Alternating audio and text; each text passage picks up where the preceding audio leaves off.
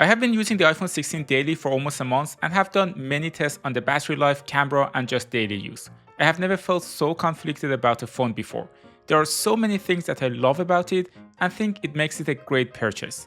But at the same time, there were a couple of deal breakers for me that made me return it, but then I bought another one. And no, the deal breaker is not the low refresh rate display. The first iPhone 16 I had was white, but then I bought the second one in pink, which was the right choice, and I love it. Pink is one of the funkiest colors I have had on a smartphone for a very long time, and it reminds me of my old Motorola and Xperia phones. It just makes me happy to look at it.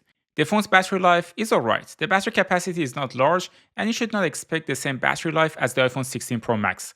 I did 4 battery tests with it. The first one was against the Galaxy S24 Global variant. The iPhone 16 used 72% battery on 5G with 4 hours of screen on time. The second test was a lab test, and the iPhone finished second to last compared to the other 2 Galaxy phones and Pixel 9. The third test was against Pixel 9 in a day in the life. By the end of the day, it had 26% battery left and 17% less than Pixel 9. The last test was against the S24 US variant, and after a full day test on 5G and a standby test at night and almost 5 hours of screen on time, it left with 2%. The good news is that in all of my tests on 5G, it lasted the full day, but don't expect more than 4 to 6 hours of screen on time if you're outdoors with mixed usage. They also added a new camera button this year. First, I was very excited about this new button. I love photography and videography, and I assumed the button would behave like a shutter button on a camera.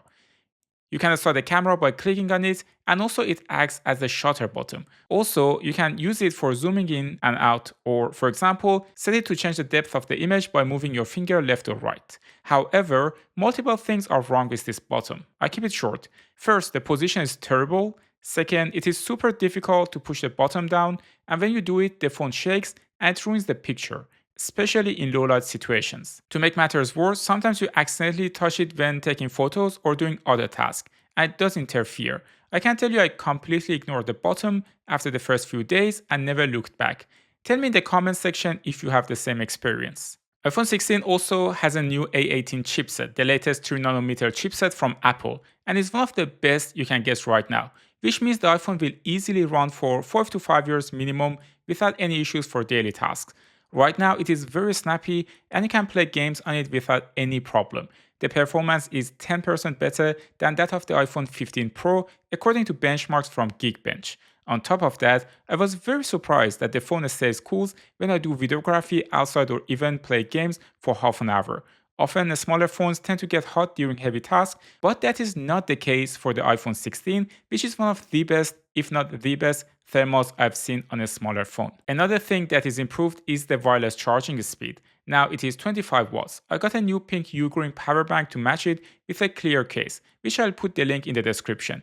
The phone size is just right. You can get the volume rockers and action buttons on the left and power and the new camera on the right side. Another thing that surprised me though is that Apple still produces this flagship phone with a 60Hz display. If you're not familiar with refresh rate, it basically refers to how fast the phone refreshes the screen.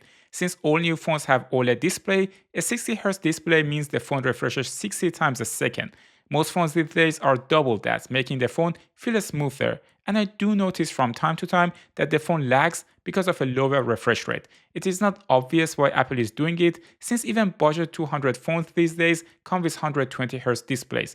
I think Apple wants to pivot the iPhone 16 against the iPhone 16 Pro. The base iPhone 16 is getting so good that it's difficult to find any fault beside the refresh rate and maybe the lack of a telephoto lens. Nobody will buy the Pro if they give that to the base model. That said, the screen quality is great. For example, compared to competitors like the Galaxy S24, the iPhone 16 plays HDR content much better. The screen of the iPhone 16 is also very bright, and you won't have any issues using it in a daylight in summer. The touch is also very responsive, and as I said, the size of the phone makes it a great choice for one-handed use. If you look at the back, you will notice that the design of the camera had changed again, and now it is vertical. There is a new ultrawide lens, which was a pleasant surprise, and now you can take proper macro photos. They added a new feature that allows you to take close-up pictures with the help of a new ultrawide lens. For that, you should make sure that you are close enough to the subject and that the subject is in front of the ultrawide camera. Then an icon will pop up indicating you are now in a macro mode, and you can take some funky photos with it. The quality of the macro photos is also great, and it is not necessarily about the macro shot, but in general, now you can get closer to the subject than usual. Another new feature on the iPhone is the new tone and mood selection. You can select your mood and tone before taking the photo or change it after the image is shot. I love two profiles, amber and dramatic. Here you can check the pictures I took and compare them side by side with the other two profiles I just discussed. Amber is on the left side and dramatic is on the right side. Let me know in the comment section if you have ever used these moods and tones before. I also saw that iPhone 16 had subtle improvements in photography compared to the iPhone 15. Look at this portrait shot from Daria on the left side. You can see that iPhone 16 photo handled the flare much better than the iPhone 15.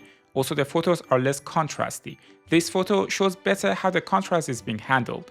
The photos on the iPhone 16 are softer with lifted shadows, while the ones on the iPhone 15 are more vibrant and saturated and have more contrast to them. The ultra-wide lens is improved for low light performance, and you can see here that the iPhone 16 ultra-wide one looks better, especially if you take a picture at night. The video quality on the main and ultra-wide lenses is top-notch. The stabilization is great, and both cameras can produce amazing videos. They are probably the best in the class regarding videography, and iPhones have always outshone other smartphones in this area. Sometimes I even use the iPhone instead of my camera when I need a steady shot. The colors that comes out of the camera are also great, without too much noise and not oversaturated. In general, the iPhone 16 camera is great, and I enjoyed shooting with it. I don't think you miss a lot here, even compared to the iPhone 15 Pro Max, except for some features like 120 frames per second video mode or shooting in log, and also a slightly degraded low light performance for the main lens, lack of resolution on the ultra-wide lens, and lack of a telephoto lens. You can check the full camera comparison that I did for the iPhone 16 after this video. None of the things I told you so far are deal breakers for me. What is deal breaker is these ugly green lights and ghosting.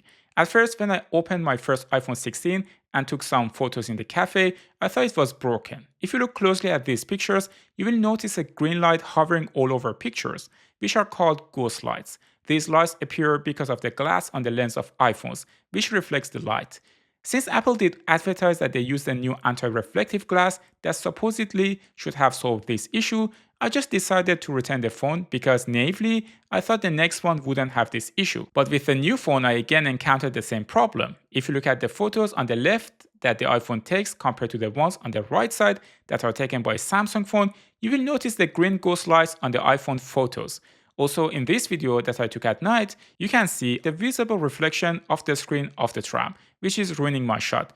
It was not as bad as iPhone 14 and 15, but maybe I didn't pay as much attention. So overall, I think this phone has great potential. It is reliable with an acceptable battery life. The thermals are great, the performance is top-notch. I love the colors, and I like the new ultra-wide camera. On the other hand, the green light ghosting is there, and it is pretty bad. The display is still sluggish at 60Hz, which I think Apple is just trying to pivot to sell more iPhone 16 Pro. And finally, the camera bottom is a huge failure, and more gets in the way than helps. If you have the iPhone 15, the upgrade is not worth in my humble opinion, but coming from an iPhone 14, maybe the change of the dynamic island, the USB-C, and jump on the new processor are worthy considerations. If you want to see a day in the life comparison of the iPhone 16 versus Galaxy S24, you can watch this video next. Thanks for tuning in to Tecmo, and I will see you in the next one.